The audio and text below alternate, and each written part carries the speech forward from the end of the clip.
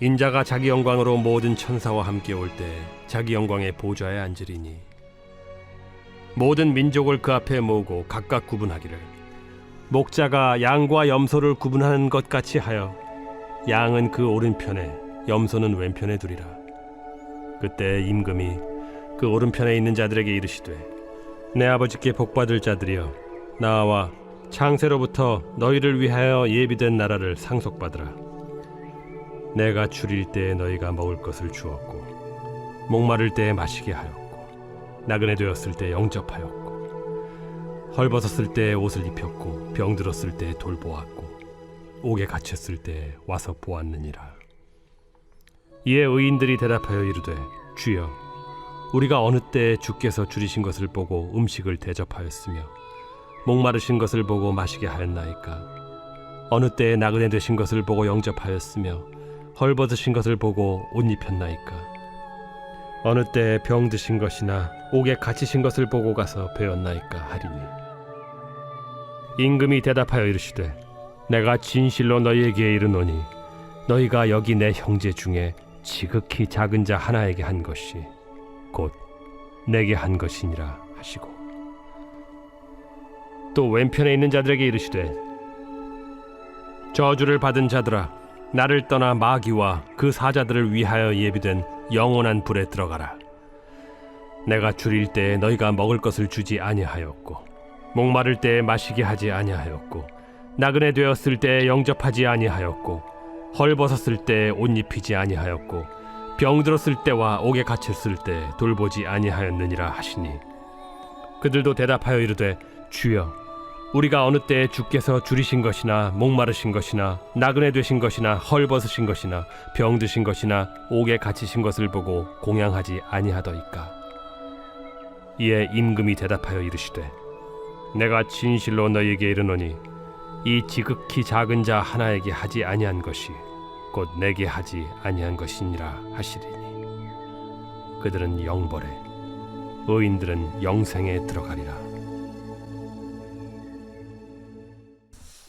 할렐루야. 이 아침에도 위에서 내리는 신령한 은혜로 여러분 허전한 심령에 가득 채움받기를 주님의 이름으로 축원합니다.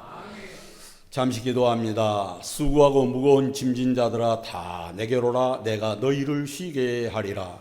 하나님, 한 주간 세상에 살면서 찢기고 상처받는 심령으로 나왔을지라도 이 시간 또한 세상에 무거운 짐을 지고 나왔을지라도 하나님 이 시간에 말씀 받을 때에 질병의 무거운 짐에서 노염받게 하시고 또한 문제와 문제 속에 시달리는 모든 성도들이 그 문제의 무거운 짐들을 다 내벗어버리는 시간 될 수 있도록 인도하여 주옵소서. 예수님의 거룩하신 이름으로 감사하며 기도드리옵나이다. 아멘. 어느 시골 동네에 믿음이 좋다고 소문나는 사람이 있었습니다. 그는 하나님을 지극히 사랑한다고 큰 소리치면서 사는 사람이었습니다. 주님을 위해서라면은 그 어떠한 것이라도 자기 목숨까지도 내놓을 수 있을 것이라고 호언장담을 하는 사람이었습니다. 하루는 이 사람에게 이웃 마을에 사는 친구가 찾아와서 그에게 넌지시 이렇게 물었습니다. 만일 자네에게 소 10마리가 있다면 한 마리를 교회에 드릴 수 있겠는가? 여러분 같으면 소 10마리가 있는데 한 마리 교회에다 내놓을 수 있겠어요? 이 사람이 이렇게 대답합니다. 그럼 바치고 말고, 그런데 나에게는 소가 한 마리도 없어. 친구가 다시 묻습니다. 여보게, 그러면 자네에게 돼지가 10마리 있다면 하나님께 한 마리를 11조로 드릴 수 있겠는가? 그렇지, 당연한 얘기가 아닌가? 그러나 예석하게도 나에게는 돼지가 한 마리도 없어. 이 짓궂은 친구가 다시 친구에게 또 묻습니다. 여보게, 그러면 자네에게 닭이 10마리 있다면 닭 10마리를 몽땅 하나님 앞에 드릴 수 있겠는가? 이 얘기를 듣고 친구가 갑자기 화를 버럭 내면서 하는 얘기가, 자네가 어떻게 내가 닭 10마리 기른 줄 알았어? 손은 없어서 못 드리고 돼지도 없어서 못 드립니다. 닭 10마리를 길렀던 모양이에요. 그 10마리 드릴 수 있는가 물으니까 어떻게 자네가 10마리 닭 있는 줄 알고 얘기를 하는가, 이렇게 얘기를 했다라는 겁니다. 여러분, 이 사람의 믿음이 진정한 믿음이라고 생각되어집니까? 믿음이란 앞으로 있으면 하겠다라고 큰 소리 치는 것이 아니라, 있으면 바치겠다고 하는 것이 아니라, 현재 있는 작은 것이라도 먼저 내놓을 줄 아는 사람이 주님의 은혜를 아는 믿음의 사람입니다. 있으면 하겠다가 아니에요. 있는 그 모습에서 작은 것이라도 드릴 수 있고 내놓을 수 있고 희생할 수 있고 헌신할 수 있는 사람이 믿음을 가진 사람입니다.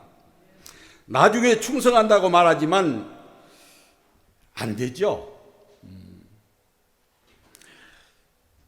여러분, 평신도 때 충성하고 봉사하고 헌신 못한 사람이, 순종하지 못한 사람이 집사가 된다고 충성하고 헌신하고 봉사합니까? 집사 때 희생하고 봉사하고 섬기고 순종하지 못한 사람이 장로 권사 된다고 순종하고 헌신하고 섬길 수 있습니까? 아닙니다. 평신도 때부터 희생, 헌신, 훈련이 잘 된 사람이라 해야 집사 때, 권사 때, 장로 때 할 수 있는 것이지, 평신도 때 이런 훈련이 되지 않으면 집사가 된다 하더라도 못합니다. 집사 때 못하면 권사, 장로가 돼도 못해요. 그래서 신앙은 처음부터 잘 배워야 됩니다. 그래야만이 순종할 수 있습니다. 오늘 본문 말씀에는 충성하는 사람과 그렇지 않는 두 부류의 사람을 대조적으로 얘기를 하고 있습니다. 주님께서 충성하지 못한 사람들에게 책망하자 그들이 이렇게 44절에서 본문 44절에서 반박을 합니다. 주여, 우리가 어느 때에 주께서 줄이신 것이나 목마르신 것이나 나그네 되신 것이나 헐벗은 것이나 병드신 것이나 옥에 갇히신 것을 보고 공양하지 아니하더이까. 자기들을 했다라는 거죠. 이들은 주님께서 나그네 되었을 때 자기 집으로 맞아들였고, 벗었을 때 옷을 갖다 입혔고, 병들었을 때 찾아보았다라고 합니다. 하지만 예수님은 그들이 그렇게 하지 않았다라고 말씀합니다. 여러분, 충성에는 원리가 있습니다. 충성이란 누구의 관점에서 보고 생각하고 행동하느냐입니다. 누구의 관점에서. 하나님의 관점에서 보느냐, 내 관점에서 보느냐입니다. 주님의 관점에서 보느냐, 내 관점에서 보느냐, 이게 중요하죠. 자, 충성은 주님의 관점에서 보고 생각하고 행동하는 것입니다. 내 관점으로 보고 생각하고 행동하는 것이 아니에요. 충성은 내 관점에서 보고 내 생각하고 내 판단으로 사는 것이 아니다, 그런 얘기예요. 성경을 보면은 달란트 비유나 문화의 비유나, 그리고 오늘 본문의 말씀을 보아도 주님께 책망받는 사람들은 한결같이 자기 관점에서 보고 자기 관점에서 생각하고 말합니다. 그리고 이만큼 했으면 잘했다, 이만큼 했으면 많이 했다, 이만큼 했으면 됐다, 이제 자그만 채도 된다. 그래서 자기는 충성하는 사람이라고 생각을 합니다. 이게 맞는 말일까요? 역사를 보면은 소위 간신이라 불리는 사람도 자기 입장에서는 충성한다고 얘기를 합니다. 충신이라고 자기는 생각을 해요. 그런데 역사는 그 사람들을 뭐라고 얘기합니까? 을사오적이니 간신이라고 평하고 있지 않습니까? 그들은 자기 스스로 충신이라고 생각하기 때문에 그렇습니다. 예수 그리스도의 은혜로 구원받은 우리들은 모두 다 주님 앞에 헌신과 충성과 봉사로 섬겨야 됩니다. 직분을 맡은 성도들에게는 충성하라고 고린도전서 4장 2절에서 말씀하지 않습니까? 맡은 자들에게 구할 것은 충성이니라. 그렇습니다. 맡은 자들, 하나님의 일을 맡은 자들은 충성해야 됩니다. 그렇다면 나는 과연 충성하고 있는 사람인가?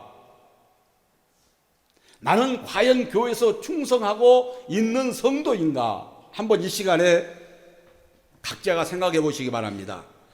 아마도 개인주의적 성향이 강해지는 이 시대에 우리가 주님께 가져야 할 마음 중에 하나가 바로 충성하며 살아야겠다라는 다짐의 마음이 아니겠습니까?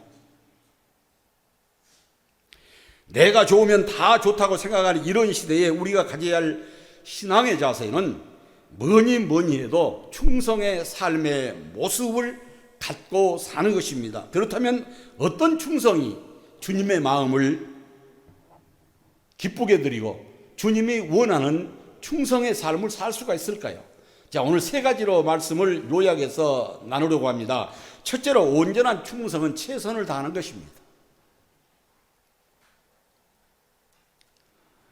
알아서 하는 것이 아니라, 있어서 하는 것이 아니라, 넘쳐서 하는 것이 아니라, 있는 그 자리에서 내 모습 그대로 헌신하고 충성하고 섬기는 것이 바로 충성입니다. 오늘 본문 말씀을 보십시오. 심판대 앞에 서 있는 두 부류의 사람들에게 예수님이 하시는 말씀이 다릅니다. 자, 예수님이 먼저 오른편에 있는 사람들에게 이렇게 말씀하십니다. 본문 35절로 36절입니다. 내가 줄일 때에 너희가 먹을 것을 주었고, 목마를 때에 마시게 하였고, 나그네 되었을 때에 영접하였고, 헐벗었을 때에 옷을 입혔고, 병들었을 때에 돌아보았고, 옥에 갇혔을 때에 와서 보았느니라. 할렐루야. 이렇게 말씀하시자 이들이 이렇게 대답합니다. 본문 37절로 39절입니다. 이에 의인들이 대답하여 이르되 주여, 우리가 어느 때에 주께서 줄이신 것을 보고 음식을 대접하였으며 목마르신 것을 보고 마시게 하셨나이까? 어느 때에 나그네 되신 것을 보고 영접하였으며 헐벗은 것을 보고 옷을 입혔나이까? 어느 때에 병드신 것이나 옥에 갇히신 것을 보고 가서 배웠나이까? 자, 이들은 자기가 한 일을 드러내지 않습니다. 자기들이 하는 일을 과시하지 않아요. 교회 안에서 좀 한다는 분들은 다 과시하잖아요. 자기를 드러내고 알아주기를 바라고. 그런데 이 사람들은 전혀 아닙니다. 드러내지 않습니다. 우리가 언제 그런 일을 했습니까? 감춥니다, 오히려. 그러나 이들은 에스겔 18장 7절의 말씀을 지키고 산 사람들입니다. 에스겔 18장 7절입니다. 주님은 사람을 학대하지 아니하며 빚진 자의 저당물을 돌려주며 강탈하지 아니하며 줄인 자에게 음식을 주며 벗은 자에게 옷을 입히며 나누고 섬기고 살았습니다. 오른편에 있는 사람들은 이 말씀을 실천하고 살았어요. 음식이 필요하면 입혔고 헐벗었으면 옷을 갖다 입힌 사람들입니다. 그럼에도 불구하고 자기들은 안 했다라는 거예요. 그들은 주님이 이렇게 한 적이 없다라고 말합니다. 그들은 자신들이 주님을 위해서, 사람들을 위해서 한 일을 기억하지 않고 있습니다. 다 잊어버렸습니다. 어떤 일이든지 최선을 다하는 사람의 특징은 자기가 좋은 일 하는 것, 잘하는 일을 기억에 남겨놓지 않습니다. 못하는 일을 항상 아쉬워하지만은 잘했던 일은 생각 안 해요. 잃어버립니다. 여러분도 아마 신들러 리스트라는 영화를 보셨을 것입니다. 자, 그 영화에서 예수님을 믿는 사람들을 구하기에 최선을 다했던 신들러는 많은 사람들 앞에서 이런 말을 합니다. 이 반지를 팔았더라면, 이 안경을 팔았더라면, 이 목걸이를 팔았더라면 한 사람이라도 더 구했을 텐데. 여러분, 신들러는 많은 사람들을 이미 구했습니다. 그런데 구한 사람을 생각하지 아니하고 구하지 못한 사람들을 지금 생각하면서 하는 얘기가, 반지를 팔았었더라면 그 돈으로 더 많은 사람을 구했을 텐데, 안경을 팔았었으면 더 많은 사람을 구했을 텐데, 목걸이를 팔았으면 더 많은 사람을 구했을 텐데 이렇게 한 것을 잃어버리고 못했던 것을 아쉬워하는 장면을 영화에서 보게 됩니다. 우리도 전도하지 못해서 신앙생활하지 못하고 교회생활 시작하지 못한 사람들을 생각하면서 그들을 위해서 기도하고 그들을 전도하려고 노력해야 됩니다. 여러분, 부모님이 돌아가시고 나서 가장 마음에 남아있어서 마음을 아프게 하고 아쉬워서 괴로워하는 것이 무엇입니까? 부모가 돌아가시고 나면 가장 마음 아파하고 아쉬워하는 부분이 뭐예요? 많은 사람들의 얘기를 들어보면은 한결같이 하는 말이 살아계실 때 잘해드리지 못했던 것을 아쉬워하면서 마음 아파하면서 괴로워하지 않습니까? 누구나가 돌아가신 부모님한테 자기가 잘해듣던 거 얘기한 사람 한 사람도 없어요. 다 못했던 거. 이건 이렇게 드릴 걸, 저걸 저렇게 드릴 걸, 먹고 싶어 할 때 뭐 다 사드릴 걸, 가고 싶어 할 때 가게 하실 걸.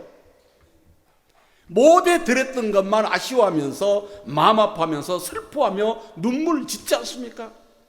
여러분, 우리가 간혹 연예인들이 TV 방송에 나와서 얘기하는 거 들어보면은 부모님에게 못했던 것을 생각하면서 그 많은 사람들 앞에서 눈물을 흘리면서 눈물 훔치잖아요. 그 사람들이 잘했던 것이 없었겠어요? 잘해드렸던 부분이 많았지만서도 잘했던 건 다 잊어버리고 못해드렸던 것만 생각이 납니다. 여러분도 부모님이 살아계실 때 잘해드리시기 바랍니다. 아직까지 부모님이 생존에 계신 사람들은 축복 중에 축복입니다. 복받은 사람 중에 복받은 사람들이에요. 돌아가시고 난 후 아쉬워하면서 후회하면서 평생 하늘로 남아 마음 아파 괴로워하지 말고 있을 때 잘하세요. 있을 때. 살아계실 때 가고 싶은 거 가게 하시고 먹고 싶은 거 마시게 하시고 먹고 마음껏 드시게 하시도록 살펴드리세요. 돌아가시고 나면 못해드리는 것만 생각나서 괴로워서 마음 아파하면서 몸부림치지 말고 말입니다. 오늘 본문 말씀에 나오는 이 사람들을 보세요. 우리가 언제 주님을 그렇게 살폈습니까? 라고 말합니다. 자기들이 했음에도 불구하고 잘한 일을 다 생각해서 지워버린 거예요. 그들은 자기들이 잘했다고 하는 일마다 다 잊어버린 것입니다. 그리고 그저 잘하지 못한 것만 생각나서 송구스럽게 생각하고 부끄럽게 생각하면서 부족했던 것만 생각하면서 앞으로 더 잘해야지, 그런 마음을 가진 사람들이에요. 그러니 주님은 그 사람들을 의인이라고 부르지 않습니까? 그렇습니다. 의인은 자기가 하는 일을 드러내지 않는 사람이 의인입니다. 의인은 자기가 하는 일을 자랑하지 않는 사람입니다. 그리고 그저 부족한 부분만 느끼면서 아쉬워하면서 앞으로는 더 잘하고 살아야겠다라고 다짐하고 사는 사람입니다.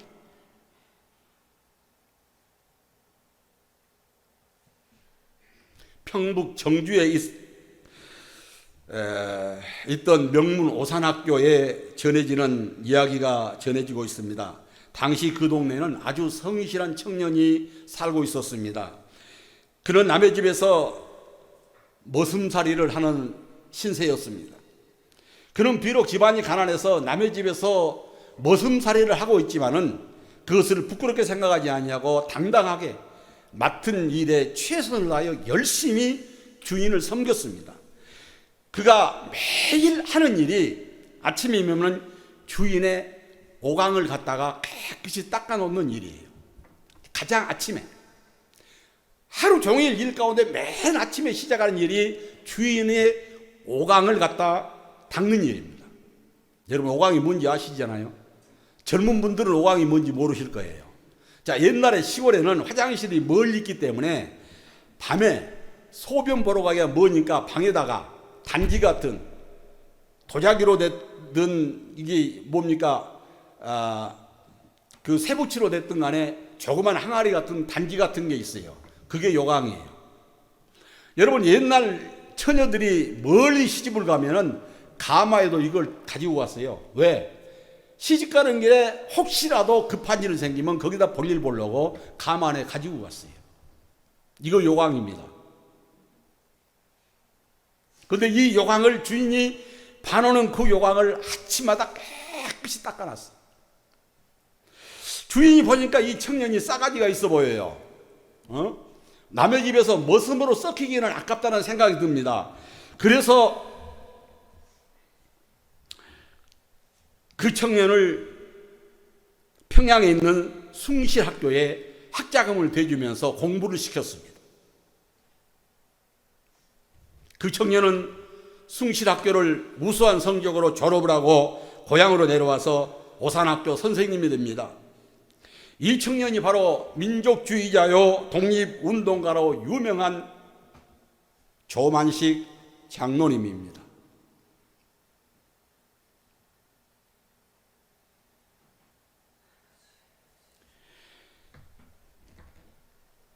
이 조만식 장로님이 교사로 있을 때에 학생들이 항상 물었습니다. 선생님, 인생의 성공 비결이 무엇입니까? 그때마다 조만식 선생님은 이렇게 얘기했다고 합니다. 여러분이 사회에 나가거든 요강을 닦는 사람이 되십시오. 천한 일, 귀한 일 따지지 말고 주어진 일은 최선을 다해서 해라, 그 얘기 아닙니까?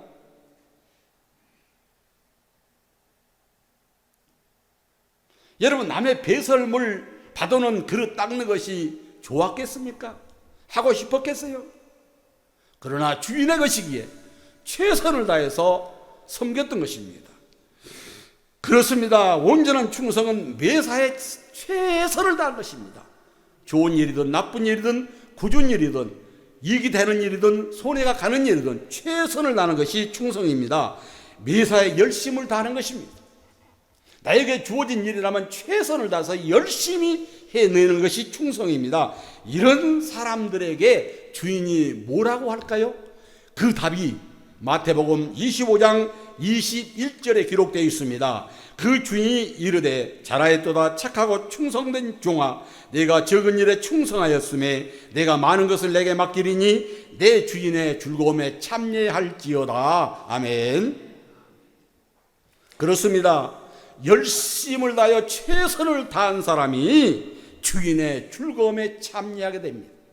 주인의 요강을 열심히 닦았더니 학교 돈 한 푼 들이지 않고 공으로 공부하게 만들어주지 않습니까?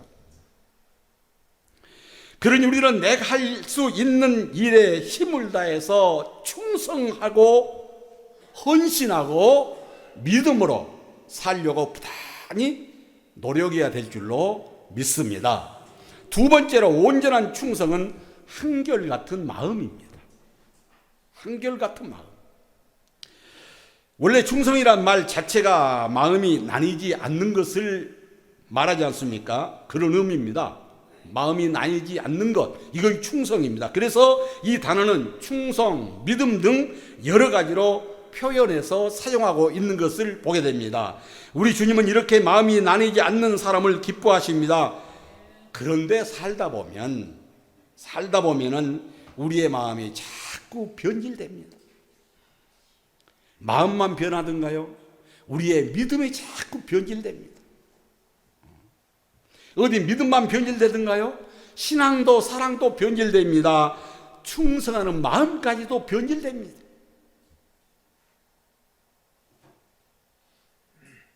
그런데 본인은 그것이 변질된 것이라고 생각하지를 않는 것이 문제죠. 남이 봤을 때 분명히 변질이 됐음에도 불구하고 자기는 변질이 안 됐다라는 거예요. 상황에 따라 어쩔 수 없기 때문에 그런 것이다, 이렇게 자기 합리화를 합니다.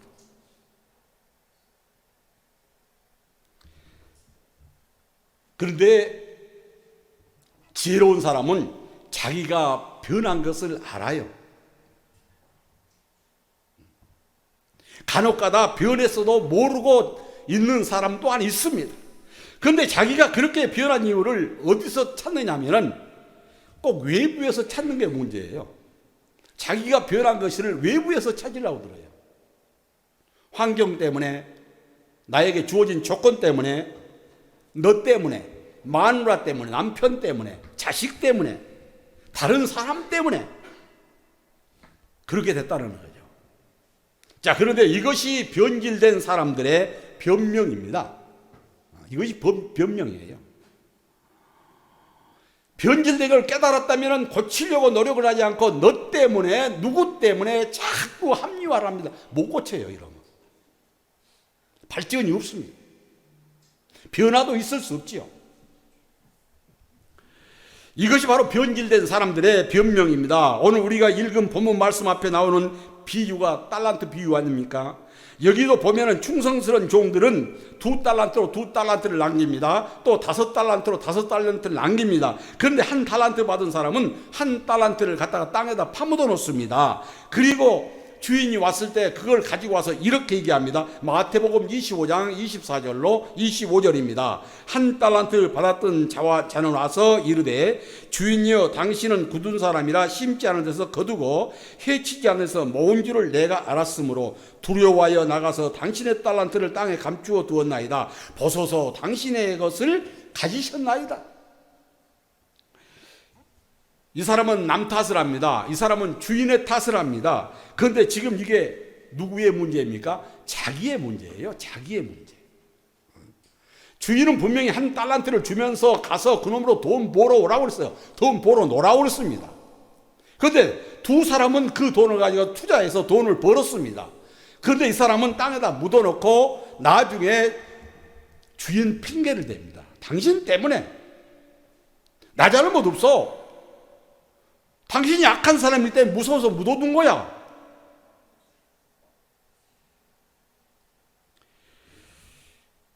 자기의 잘못을 인정하지 않습니다. 자기의 잘못을 아는 사람하고 알고 인정하는 사람이 회개할 수 있습니다.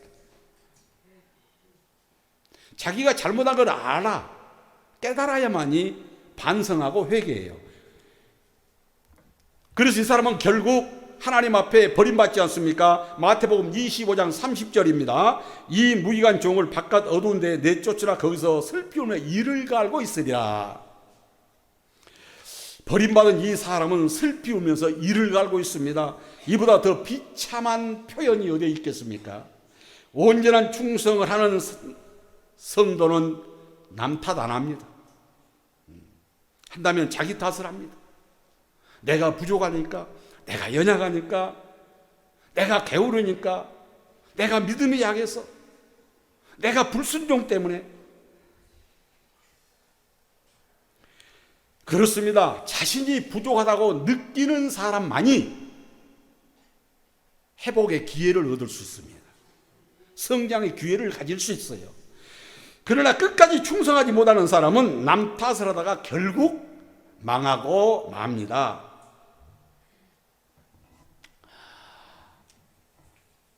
여러분은 어떻습니까? 모든 삶에 내 잘못을 인정합니까? 내 부족을 털어놓습니까? 자, 충성이란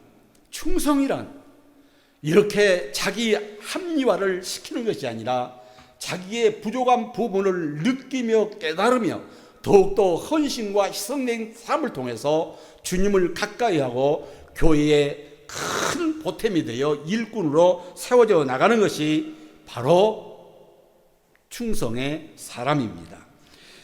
자, 세 번째로 온전한 충성은 자신이 한 일을 가지고 자랑하지 않습니다. 내가 한 일을 가지고 자랑하지 않아요. 오늘 읽은 본문 말씀에서 우리는 자기가 한 일을 자랑하지 않는 의인들과 자기들이 하지도 않은 일을 과장해서 했다라고 하는 사람들이 저주받는 모습을 우리는 보게 됩니다. 이런 두 부류의 사람 중에 주님은 자기가 한 일을 자랑하지 않는 의인들을 충성의 사람으로 인정하시고 그들을 사랑하셔서 그들에게 복을 주시는데 영생의 복을 주시지 않습니까? 성경에 나온 모든 인물들은 모두 다 자기가 한 일을 자랑한 사람이 아무도 없습니다. 모두 다 주님께서 하신 일이라고 믿고 실천하면서 살았기에 자랑할 것이 없다라는 의식으로 신앙생활을 했기 때문에 자기를 드러내고 과시하지 않고 자랑하지 않습니다. 자기를 내세우지 않아요. 다 주님이 하신 일이라고 믿고 생각하고 살기 때문입니다. 내가 했지만은 나를 통해서 하나님이 하셨다라는 거예요. 나를 도구로 쓰셨을 뿐이다라는 거예요. 고린도전서 9장 16절에서 이렇게 말씀합니다. 내 그 복음을 전할지라도 자랑할 것이 없으면 부득불한 일이라. 만일 복음을 전하지 아니하면 내게 화가 있을 것이다. 사도 바울의 고백입니다. 사도 바울은 그렇게 열심히 복음을 전하면서 많은 기적과 이적을 통해서 엄청난 열매를 맺혔으나 자랑할 것이 없다고 말합니다. 내가 한 것이 아니다. 하나님이 하셨다. 하나님이 나를 도구로 쓰셨을 뿐이지 내가 한 것이 아니라는 거예요. 그러므로 자랑할 것이 없다라는 겁니다. 에레미야 9장 23절은 이렇게 말씀합니다. 여호와께서 이와 같이 말씀하시되 지혜로운 자는 그 지혜를 자랑하지 말라. 용사는 그의 용맹을 자랑하지 말라. 부자는 그의 부를 자랑하지 말라고 말씀합니다. 모든 것을 자랑하지 말라는 거예요. 사실 따져보세요. 주님이 주신 가정, 주님이 주신 건강, 주님이 주신 물질, 주님이 주신 믿음, 주님이 주신 생명, 주님이 주신 나의 삶 가지고 자랑할 게 뭐 있습니까? 내가 이룬 것이 아니요, 내가 모은 것이 아니라 하나님께서 나를 도구로 쓰셔서 그렇게 하셨을 뿐입니다. 그러니 자랑할 것이 못 된다는 거죠. 내 것이면 내가 죽을 때도 갖고 가야 돼요. 그런데 누구도 죽을 때는 빈손으로 갑니다. 자기 것이 아니기 때문에 다 놓고 가는 거예요. 그러니 뭐 자랑할 거 있겠습니까? 그래서 야고보는 야고보 4장 16절에서 이렇게 말씀합니다. 이제도 너희가 허탄한 자랑을 하니 그러한 자랑은 다 악한 것이다. 자랑은 악한 것이라는 거예요. 주님이 주신 것을 가지고 자랑하거나 헛된 것을 가지고 자랑하면 그것이 죄라는 겁니다. 주님이 주셨기에 그것 가지고 할 일은 오직 하나님을 섬기고 이웃을 섬기고 충성하는 것입니다.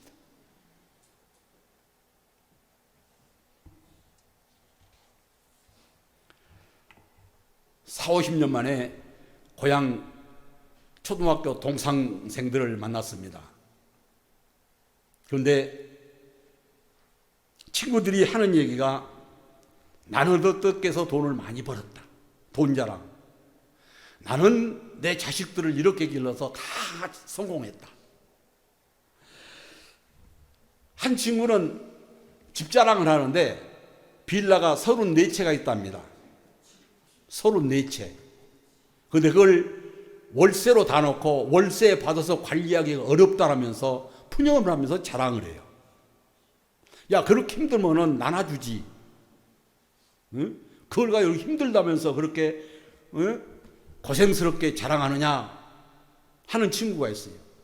또 한 친구는 말하기를 자기는 골프에 빠져서 매일 골프를 치러 다닌다는 거예요. 또 한 친구는 외국에 여행 다니는 것이 자기 일이라는 겁니다. 또 한 친구는 얘기하기를 자기는 5일 장마다 전국을 돌아다니면서 자연산 약재를 사오는 것이 자기 일이라는 거예요. 친구들의 얘기를 가만히 듣고만 있는 친구에게 한 친구가 얘기를 합니다.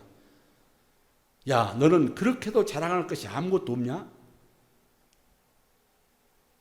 다 자랑을 하는데 아무 말도 안 하고 있으니까 친구가 야, 너는 자랑할 것이 그렇게도 없냐? 그러자 이렇게 대답을 했습니다. 너희같이 훌륭한 사람들이 내 친구니 나는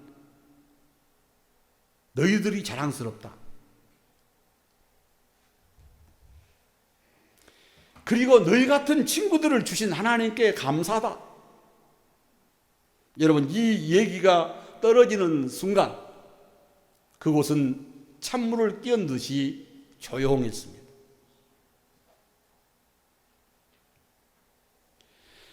고린도전서 5장 6절입니다. 너희가 자랑하는 것이 옳지 아니하도다.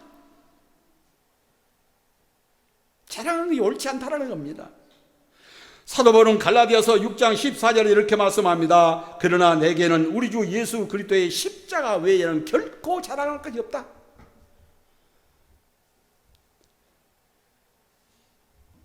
사도 바울이 자랑할 것이 그렇게도 없었을까요? 아닙니다. 자랑거리는 넘쳐나지만 한 가지만 말씀드린다면 사도행전 22장 3절의 말씀을 드릴 수가 있겠습니다.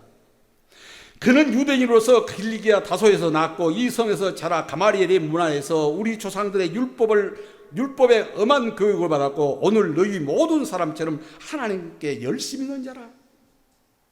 자랑할 것이 왜 없습니까? 자랑할 것이 많습니다. 그러나 사도행전 22장 3절의 말씀만 통해서도 사도 바울의 자랑거리를 얼마든지 내놓을 수 있습니다.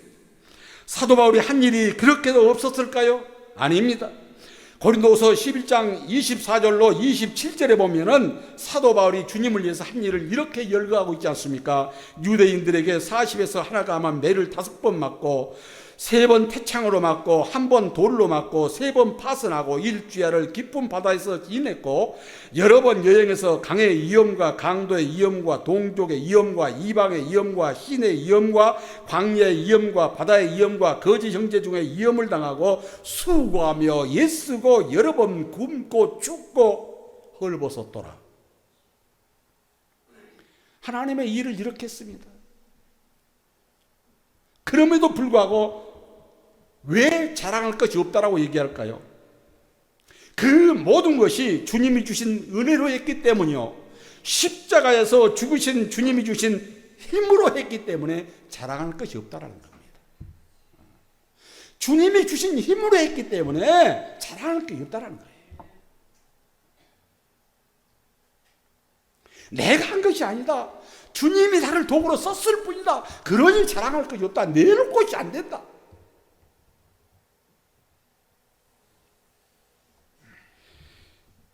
그렇다면 혹시 여러분의 자랑거리는 뭐라고 생각하십니까? 여러분 자랑거리가 뭐가 있습니까? 만약 이런 믿음이 아니라면 나의 자랑거리는 의미가 없다는 사실을 인식하시기를 바랍니다. 충성하는 사람의 자랑은 자기가 아니라 주님이십니다. 십자가입니다. 우리가 자랑할 것은 오직 주님이에요. 우리가 자랑할 것은 오직 십자가입니다. 고린도서 10장 17절은 이렇게 말씀합니다. 자랑하는 자는 주 안에서 자랑해라. 주 안에서. 그리고 고린도서 10장 13절에서는 또 이렇게 말씀하죠. 그러나 우리는 분수 이상의 자랑을 하지 않고 오직 하나님이 우리에게 나누어 주신 그 범위 한계를 따라 하노니 곧 너희에게까지 이른 것이니라. 사랑하는 성도 여러분, 저는 우리 모두가 정말로 진정으로 충성하는 성도들이 되어 오른편에 있는 의인들처럼 주님이 주신 은혜와 영생의 축복을 받아 누릴 수 있는 여러분 될 수 있기를 주님의 이름으로 간절히 축원합니다. 자, 오늘 말씀을 생각하면서 기도합니다. 온전한 충성을 최선을 다한 것임을 다시 한번 인식하고 내 삶의 최선을 다해서 하나님을 섬길 수 있는 사람으로 성장할 수 있기를 기도합니다. 또한 온전한 충성은 한결같은 마음입니다. 처음에 예수를 영접했던 그 마음 변치 않고 처음에 교회에 입교했던 그 마음 변치 말고 죽을 때까지 그 마음 한결같이 지켜나갈 수 있기를 기도하고 온전한 충성은 자신이 아니라 자랑하는 것이 아닙니다. 오직 자랑은 예수님이요 십자가임을 다시 한번 인식하는 시간 될 수 있기를 기도합니다. 살아계신 하나님 아버지 감사합니다. 오늘 말씀을 통하여 다시 한번 인식케 하신 하나님 감사합니다. 깨달지 못했던 저희들에게 깨닫게 해주셨사오니 감사합니다. 하나님 아버지, 여태까지 하나님 앞에 충성하며 헌신하지 못했던 저희들 이 시간 다시 한번 온전한 충성을 다하여 최선을 다하기를 원합니다. 온전한 충성은 한가들 믿음이요 말씀이라고 하여 사오니 하나님의 온전한 믿음을 통하여 하나님 앞에 영광 돌리게 하시옵고, 또한 나를 내세워 자랑하는 교만을 하나님 아버지 깨트려 주셔서 하나님 앞에 순수하고 온전한 믿음을 지켜 하나님 앞에 영광 돌리는 삶을 살아갈 수 있도록 주여 인도하여 주시옵소서. 그래서 믿음에 굳게 서게 하시고 교회에 활력을 불어넣는 일꾼들로 사용될 수 있도록 인도하여 주시옵소서. 살아계신 하나님 감사합니다. 오늘 말씀을 통하여 의인의 모습과 불의한 자들의 모습을 다시 한번 각인시켜 주셨사오니 하나님, 우리가 이 땅에 살면서 의인들이 행했던 것처럼 우리도 그 믿음을 이어받아서 순종하며 섬기며 헌신하며 충성하며 살아갈 수 있도록 인도하여 주시옵소서. 예수님의 거룩하신 이름으로 감사하며 기도드리옵나이다. 아멘.